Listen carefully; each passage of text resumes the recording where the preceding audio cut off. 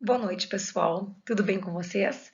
Então, hoje eu vou trazer uma questão para complementar as figuras de linguagem, que são as funções de linguagem.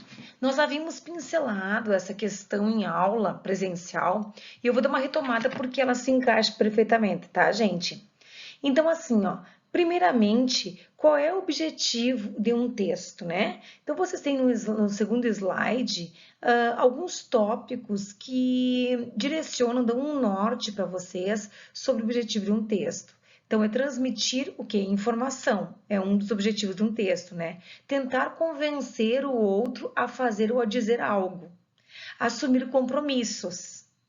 Ordenar ou pedir, demonstrar sentimentos, construir representações mentais sobre o nosso mundo.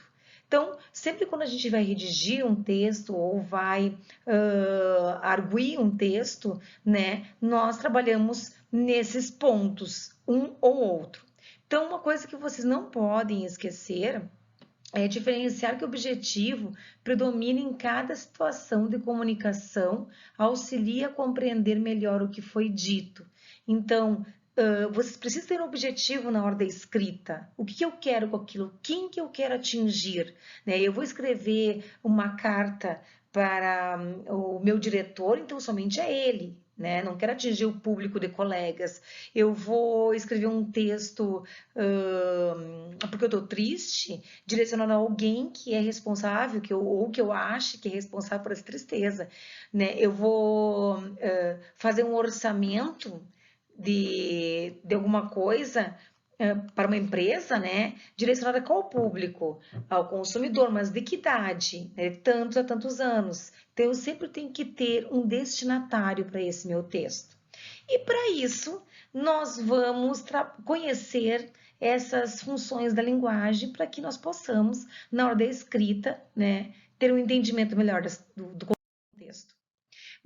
Você sabe que dentro do processo de comunicação, né, tem o emissor, que sou eu, primeira pessoa, que faço, que redijo, que falo, né, e eu trabalho sobre o quê?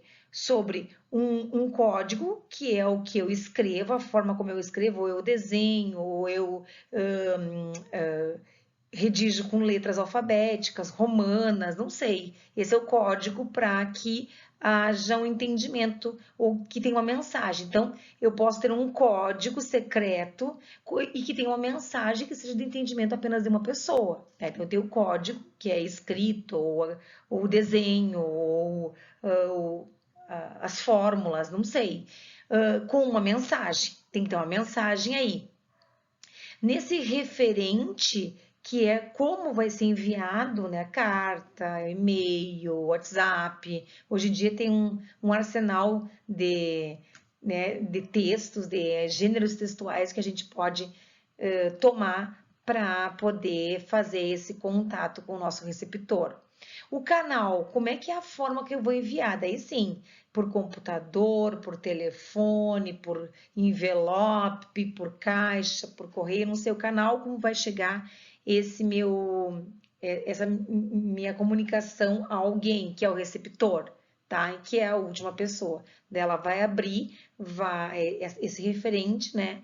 Vai ver o código, vai ler a mensagem, entender a mensagem e vai se aproveitar da situação. Então, vocês têm nesses próximos slides essa representação do emissor, mensagem, código, canal, receptor, referente. E logo vem a questão do quem é o emissor, né? É a pessoa quem emite a mensagem.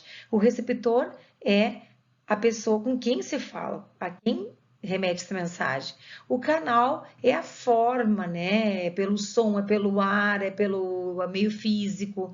O referente é o assunto. O que eu vou tratar nessa mensagem? O código é a língua, é escrita, é falada, é desenhada. E dentro desse processo todo nós temos o quê? Nós temos as figuras de linguagem, tá? Então essas figuras de linguagem, elas se subdividem em função emotiva, conativa ou apelativa, afática, a referencial, a metalinguística e a poética. Começamos então falando um pouquinho sobre a questão emotiva, tá? A função emotiva. Então, a função emotiva ela é centrada em quem? No eu. Sou eu que tenho emoções, né? Nos sentimentos, emoções, opiniões de quem emite a mensagem.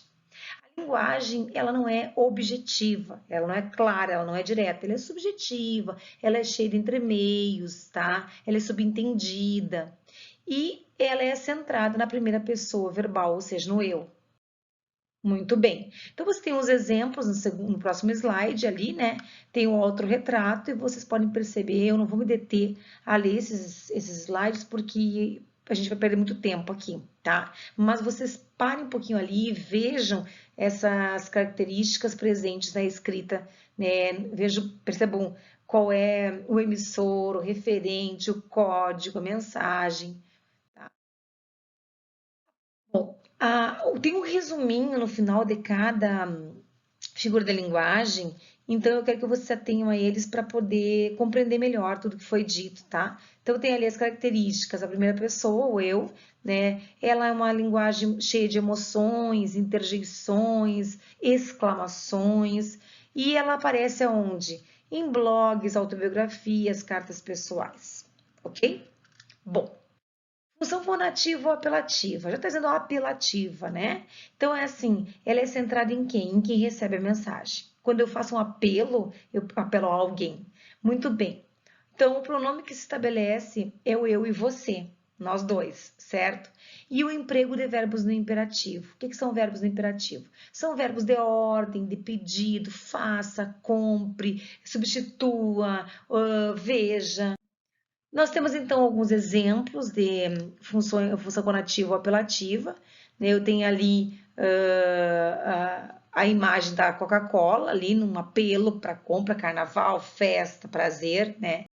E economize água, beba vinho, né? E depois eu vou a tiririca, porque tá, não fica, né? Por pior que tá, não fica. Essa é o slogan do Tiririca quando ele ganhou as eleições para deputado federal. Próximo, a função, então, conativa vai ter o resuminho também, o apelativa, né? Então, você pode observar esse resumo. E nós vamos para a função fática da linguagem. A função fática, tá? É quando o canal é posto em destaque, ou seja, são aqueles meios que a gente usa para comunicação. Oi, tudo bem? Como vai? Ah, ei! Então, são esses movimentos da linguagem que a gente chama de função fática, certo? E ela está centrada onde? Ela está no canal de comunicação, tá? É o meio com que eu atinjo a comunicação. Alô? Muito bem. Então, vocês vão ter ali no exemplo da função fática, pois é o quê? Eu disse só, pois é. Então, vem toda essa relação da conversa, né? Esses links que são postos na conversa e que organizam a comunicação por esse canal. O telefone, alô, consegue me ouvir, querida? Agora sim, né? Tá atrás dele, né? Então, o alô, oi, que tal? São elementos da função fática. Tem um exemplo né, o resumo da função fática também ali, para que vocês observem melhor. Função referencial, gente, ela está centrada onde? No referente, tá? Então, assim, ó, é quando o emissor, quem emite a mensagem, o eu, ele tenta dar informações sobre a realidade, sobre o contexto real, a uma terceira, uma segunda ou terceira pessoa, tá? Ou outras pessoas. Então, é uma linguagem objetiva, ela é direta, ela é denotativa, tá? Então, denotativa, lembram, né, o que é denotação? E prevalece a terceira pessoa, persona, vou falar espanhol, pessoa do singular, certo? Então, onde é que ela aparece com maior frequência? Em notícias, jornal, em livros. Então, vocês vejam na boa forma, né, além do informativo que tem ali dentro, e toda essa questão referencial. A Veja, isto é, elas trazem essas informações diretas do mundo real para o seu interlocutor. Resumo da função referencial e aparece a função metalinguística. A função metalinguística, gente, é a língua pela própria língua, certo? Então, ela é muito uma função no sentido denotativo, tá? Ela aparece no dicionário, então, quando eu falo ali, por exemplo, karma, princípio filosófico budista, hinduísta, eu estou, né, usando a língua para explicar a própria língua. Eu uso a língua portuguesa para explicar uma palavra da língua portuguesa. Então, tem ali, por exemplo, você veja a imagem da mão pintando a própria mão, tá? Você se olhando no espelho, olhando vocês mesmos, tá? Então, é a língua pela própria língua. Tem um exemplo, um resumo também no final, e vem a função poética. A função poética está centrada na mensagem, tá? E a imaginação do emissor, né, de quem emite a mensagem, são as palavras, são as combinações, e ela aparece bastante em canções, né, que é uma produção mais literária, em poemas, poesias, em prosas, tá? E em algumas propagandas também. Então, vocês veem, ali, beba Coca-Cola, babe cola, beba coca, babe cola, caco, caco cola, cloaca. Então, vocês vejam o trocadilho, né, dentro de uma propaganda da Coca-Cola. Então, a poética, ela está bem ilustrada nesse contexto. Bom, então tem também ali, ó, porque a poesia está também nas imagens, vocês vejam, tem toda uma questão de poesia, de contexto do eu, do imaginário funcionando aqui, e mais uma vez o resumo da função